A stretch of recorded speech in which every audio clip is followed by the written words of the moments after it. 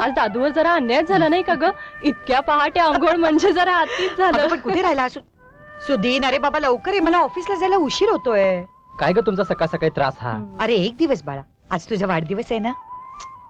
मी आता काय लहान आहे का ग? आईच्या नजरेला मुलं नेहमी लहानच असतात. ए चल, तुझा औक्षण हो करायचं. हो नको मला तसलं काय. तुझ्या पाया पडतो बस. ए तसलं काही चालायचं नाही हं. मग मी सगळी तयारी कशाला केली? काय तू काय तू बरोबर तू आहे. तू तू ग बस हा? ए? तू ग बस. आई ग आई सकाळ सकाळी माझ्या अंगावर पाणी ओतून उठवलं हिनं मला. वाढदिवस.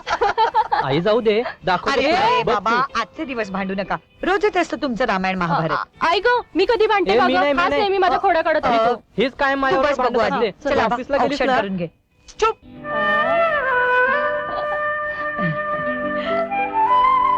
हा.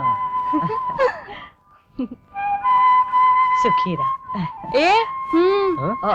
तू गप गप तू. आई ग ए, आता सांग बस ग. झालं. काय हे तुमचं लहान मुलांसारखं? बरं सुदीन, तू कोणाकोणाला बोलवलंय संध्याकाळी? कशाला कुणाला बोलवायचं? अगं आई काय आहे माहितीये का, ते मेणबत्त्या विझवायचं, तो केक कापायचा, म्हणजे मला फार बोर होतो बाई. अरे पण आम्हाला होत नाही ना. आई ग हं? तू केक आणू नकोस हं. मीच आणणार आहे. बरं बाबा, मी फक्त प्रेझेंट आणि हो ए सुदीन, काय हवंय तुला? मला काहीही नको आहे, फक्त तू आज लवकर ये घरी. आपण बाहेरच जाऊ कुठेतरी जेवायला. आणि मी बाबांना देखील फोन करून सांगणार आहे, यावेळी मला काहीच पाठवू नका म्हणून. ते थोडंच ऐकणार आहेत? अरे त्यांचा नंबरही पटकन लागत नाही.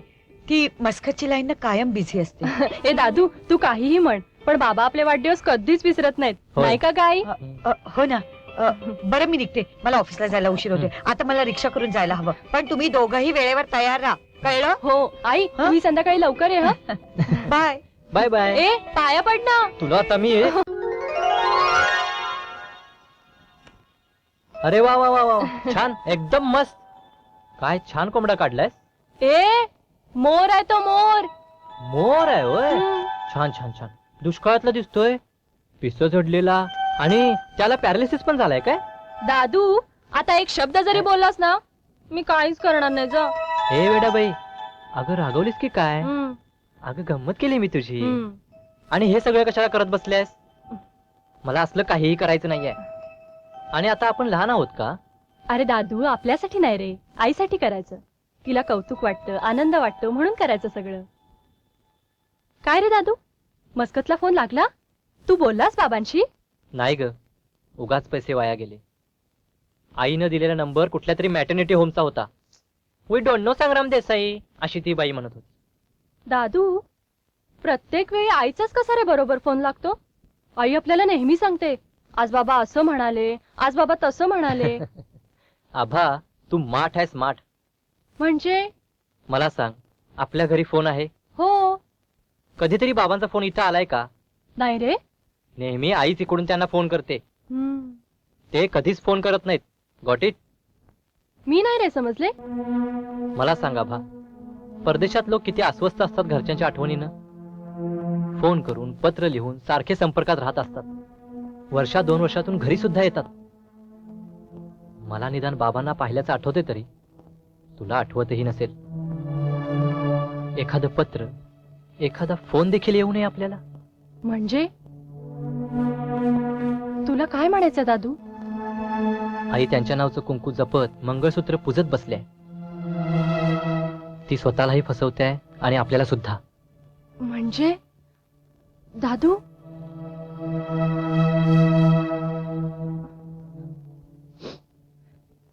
आपल्याला हे समजले हे आईला कधी कळता कामा नये. तिला खूप वाईट वाटेल रे. आणि बाबांचा विषय निघाला की आई नेहमी रडत असते. ए वेडाबाई, आपण कशाला समजू द्यायचं तिला? आणि आईला दुःख झालेलं मला तरी आवडेल का? आईला ज्या गोष्टीत आनंद वाटतोय ना, तोच आपला आनंद, खरं ना? आणि आईशिवाय आपल्याला कोण आहे ग?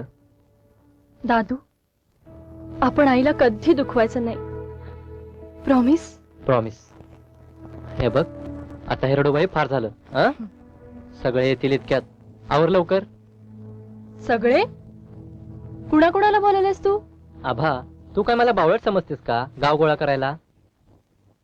माझी आई, माझी खास बहीण आणि खास मित्र. म्हणजे किरण पण येणार आहे? हो, पण तू काय इतकी खुश होतेस? चल रे काहीतरी दादू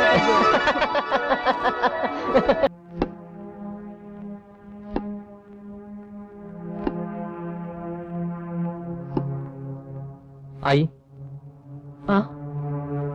आई यातून काय समजायचं? काय समजायचं? तुमचे बाबा इतक्या वर्षांनी घरी आले, फाटक्या कपड्यात आणि असे भिकाऱ्यासारखे दाढी केस वाढवून. अगं आई, परदेशात लोक असेच राहतात का? खरं सांग आई, कुठे होते हे इतकी वर्ष? मला माहित नाही.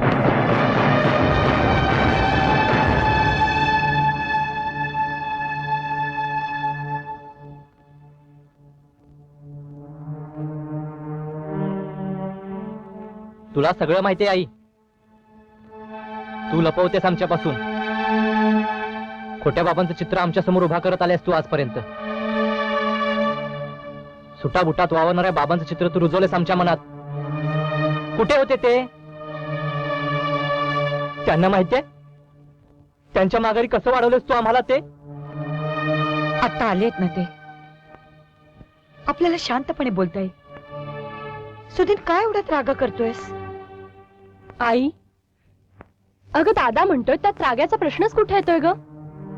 इतकी वर्ष बाप या नात्याचा आणि आमचा काहीही संबंध आलेला नाही. आणि आज अशा अचानक उगवलेल्या माणसाला आम्ही बाप म्हणून का स्वीकारायचं? स्वीकारावं लागेल, कारण ते माझे पती आहेत आणि तुम्हा दोघांचे जन्मदाते आहेत. एक गोष्ट लक्षात ठेवा, आपल्या नावामागे आपण त्यांचंच नाव लावतो ना, मग त्या व्यक्तीचा, त्या नावाचा आदर तसाच व्हायला हवा.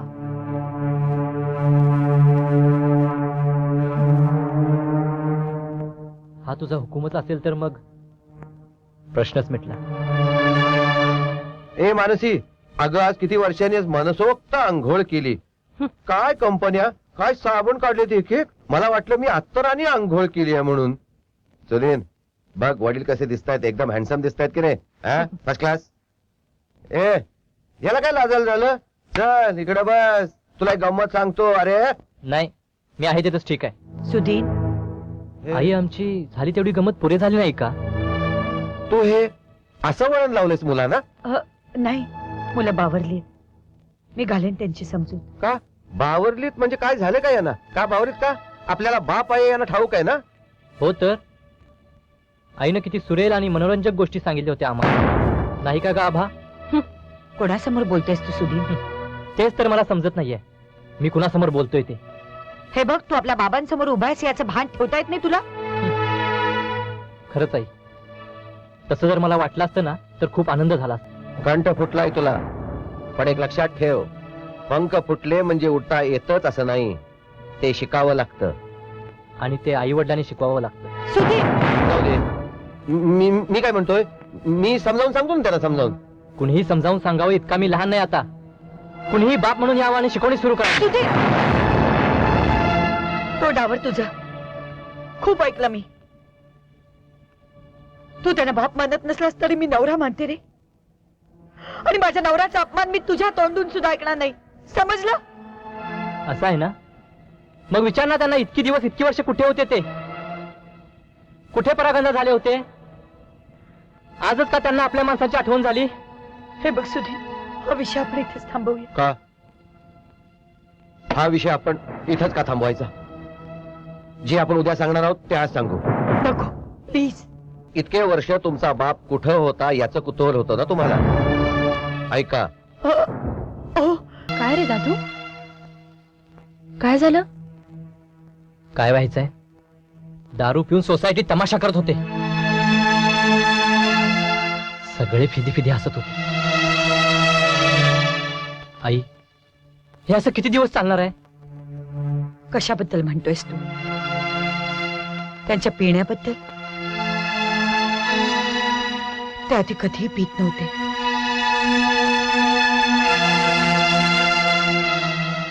जेलमध्ये शिकून आले असंच ना? नाही, यांच्या नोकरीचं कुठे जमत नाही. नुसतं बसून राहणं यांच्या स्वभावात नाही. दिवसभर भटकत असतात.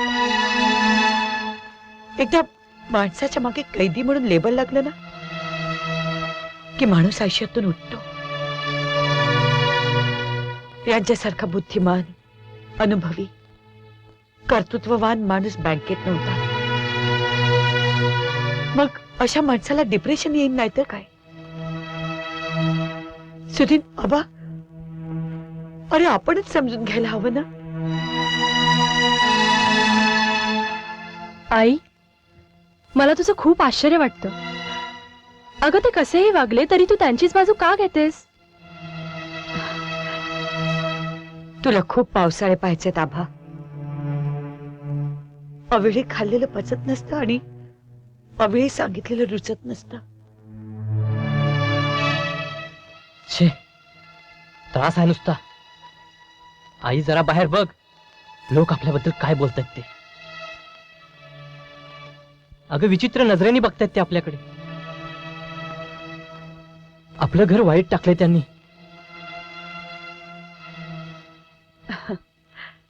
लोकच ती काय अपेक्षा करणार त्यांच्याकडून.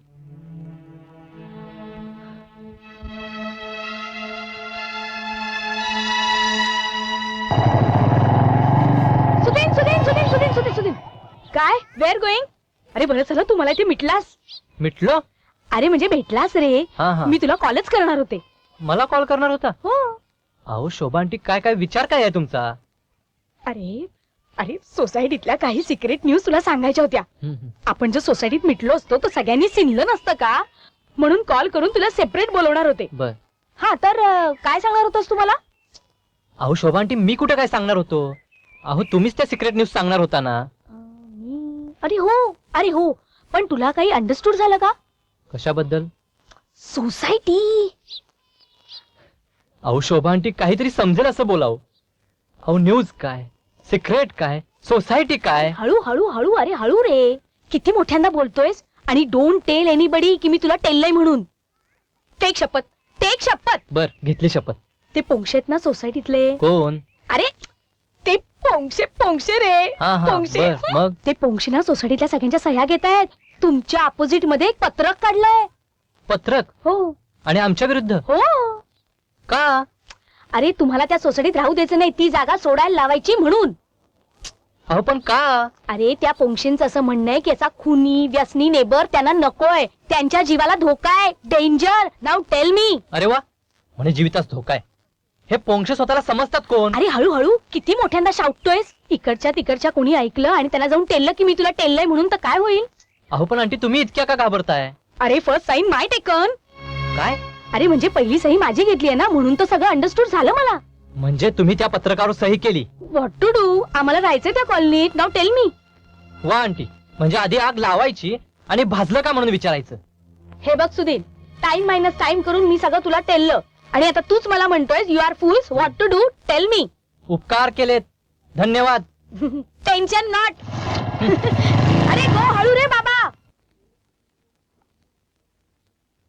मे कम इन सर? हा, ये मानसी. बैस. थँक्यू. हा अर्ज वाचलास?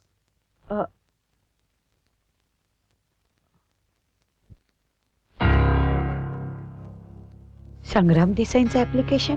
होय, अकाउंटंटच्या जागेसाठी अर्ज केलाय त्यांनी. कमाले. सर मी त्यांना अर्ज करू नका म्हणून सांगितलं होतं.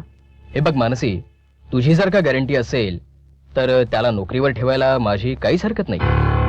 गॅरंटी कशाबद्दल सर? नाही म्हणजे शिक्षा भोगून आलेल्या अशा व्यक्तीला इतक्या मोठ्या पदावर ठेवायचं म्हटलं तर सॉरी सर.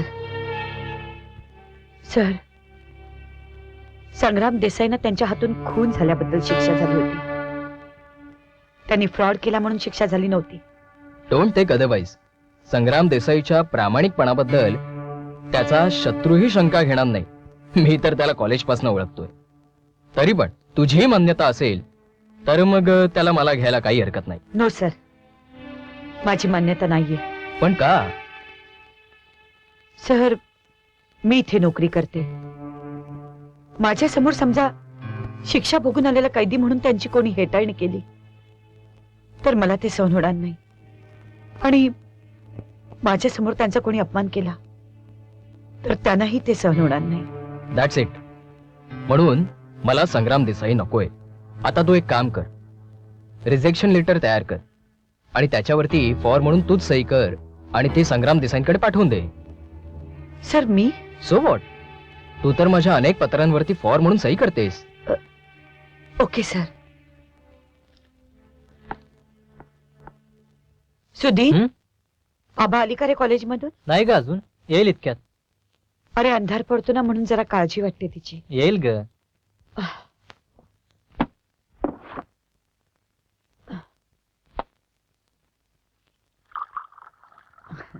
तुम्ही चहा घेतलात?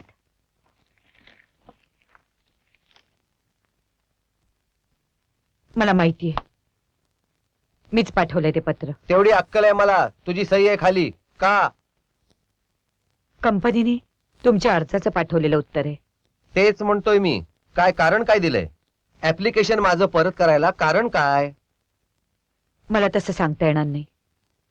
म्हणजे मला तशी काही बंधन आहेत. तू तुझ्या ऑफिस मध्ये बसलेली नाहीस, तू माझ्या घरात माझी बायको म्हणून आहेस. मला का उगीच त्रास देताय तुम्ही? तुम्हाला माहितीये सगळं, नियमही तुम्हाला माहिती आहेत. मी तुम्हाला आधीच सांगितलं होतं अर्ज पाठवू नका म्हणून. करेक्ट. तू मला आधीच सांगितलं होतंस की अर्ज पाठवू नका कारण मी तुला तुझ्या ऑफिस मध्ये नको आहे. राईट? का? मला कशाला तसं वाटेल? तुम्ही उगीच काहीतरी कारण काढून वाद घालत असता. नाही नाही नाही नाही नाही नाही. हे बघ, मी वादासाठी वाद घालत नाहीये. नाही, मला कळलं पाहिजे मला नोकरी काय मिळत नाहीये, कळलं पाहिजे मला. का ग, माझ्याकडे काय क्वालिफिकेशन नाही, एक्सपिरियन्स नाही, काय नाहीये. अरे मीच मूर्ख. खरं तर तुझ्या सगळ्या भानगडी माझ्या आधीच लक्षात यायला हव्या होत्या. काय बोलायचं ते स्पष्ट बोला. का माझ्यावर काही बंधन नाही आहे, सगळ्या गोष्टी तुला सांगितल्याच पाहिजे तसं. तरी तुम्हाला सांगावंच लागेल. आज सकाळी तुम्ही माझ्या ऑफिस जवळ काय करत होता? काय करत होतो म्हणजे? मी सकाळी घरातून निघाले तेव्हा तुम्ही माझ्या मागे मागे का आलात? बायकोच्या मागे मागे जाणं हा काय गुन्हा आहे का? कशा करता पाठलाग करत होता? अच्छा, म्हणजे तुझ्या मागे. अच्छा, मी असं जर म्हणालो की का ग तू माझ्या पुढे पुढे का चालत होतीस, तर खरं तर तू माझ्या बरोबर चालायला हवंस, पण नाही. माझ्याबरोबर चालताना तुला संकोच वाटतो, लोक काय म्हणतील याचं धडपण येतं तुझ्यावर. तुम्ही माझ्या मागे का आलात? मी त्या बाजूला फिरायला गेलो होतो. तुम्हाला फिरायचं असतं तर तुम्ही माझ्या ऑफिस भोवती चक्रा मारत बसला नसतात तास-तासभर. त्या टकल्या जोगच्या केबिन मध्ये तास तू काय करत होतीस? हे बघा, बॉस कडे ऑफिसच्या कामासाठी सगळ्यांना जावं लागतं. हा, जावंच लागतं. खास करून तुला तर जावंच लागतं. बस झालं, तोंडावर राहा. आई हं?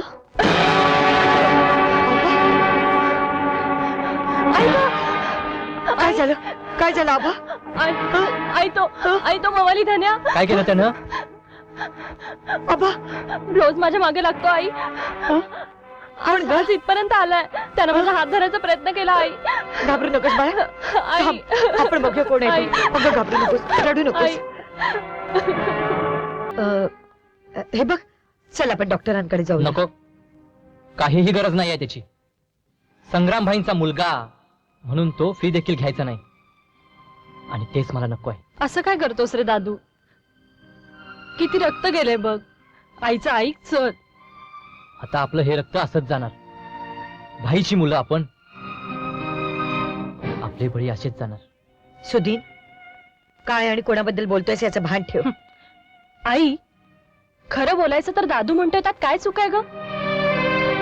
आधी किरण कैद्याची मुलगी म्हणून लग्नाला तयार नव्हता आणि आता भाईची मुलगी घरात सून म्हणून कशी नेऊ म्हणतोय. आबा फार बोललीस. याला कैदी आणि भाई म्हणण्या इतकी तू मोठी झालेली नाहीयेस. आणि आम्ही तसे मोठेही होणार नाही. जशी मोठ्या झाडाखाली छोटी रोपटी खुरटून मरतात ना, तसं होणार आहे आमचं. सुधीन, यांच्याबद्दल एक अपशब्दही बोललेला मी सहन करणार नाही, समजलं? आई आज तुला स्पष्टच विचारते, रागावलीस तरी चालेल, पण ज्या व्यक्तीचा तू इतका आदर करायला सांगतेस ती व्यक्ती खरंच तशी आहे का ग? आहे, निश्चित आहे. आई, आपण एखाद्याबद्दल डोळेझाक करावी, पण त्याला काहीतरी मर्यादा असू दे. तुला काय म्हणायचंय सुधीन? ते गुन्हेगार होते हे तू लपवलंस, ते जेलमध्ये होते हेही तू लपवलंस, आता तर ते भाई झाले, तरी देखील तुला काहीच वाटत नाही. हे बघ आई, मी तुला आज स्पष्टच सांगतो, एका खुन्याची, एका भाईची मुलं म्हणून आम्हाला जगायचं नाहीये. सुधीन,